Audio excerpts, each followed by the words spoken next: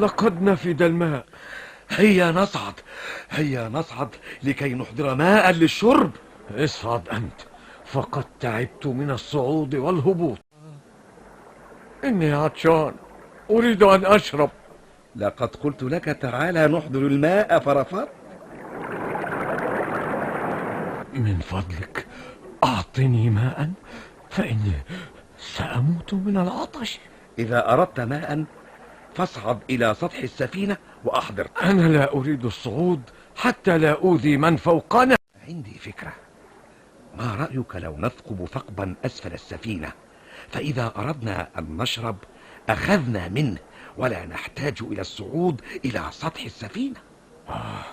فكرة رائعة، لو نفذناها ستوفر علينا عناء الصعود والهبوط، كما أننا لن نؤذي جيراننا. هيا هيا بنا ننفذها. هيا.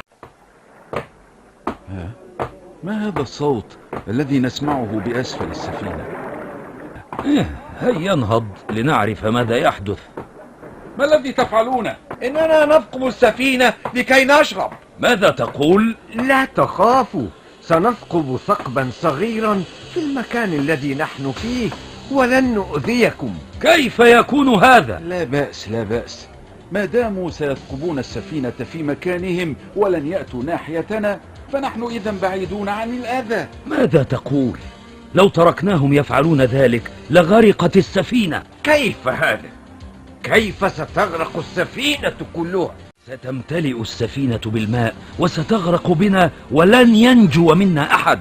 ولكننا نريد ألا نضايقكم بين الحين والآخر بالصعود إلى سطح السفينة لنحصل على الماء. لا، لن تضايقونا، بل سنسعد بكم ونساعدكم في الحصول على الماء.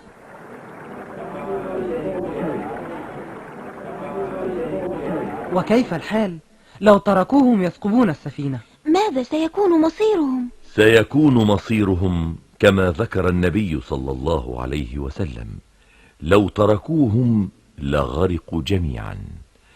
هكذا الحياة يا أبنائي، مثل السفينة الكبيرة، لو تركنا المخطئ يفعل ما يشاء فإنه سيغرق السفينة بنا جميعا.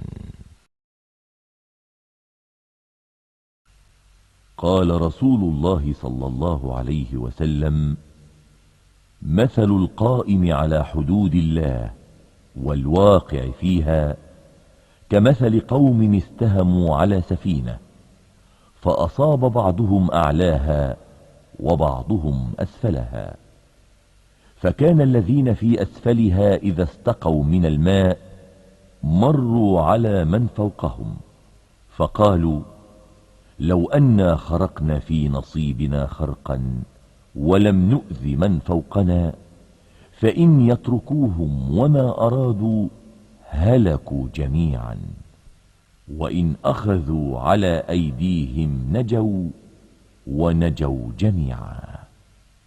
صدق رسول الله صلى الله عليه وسلم.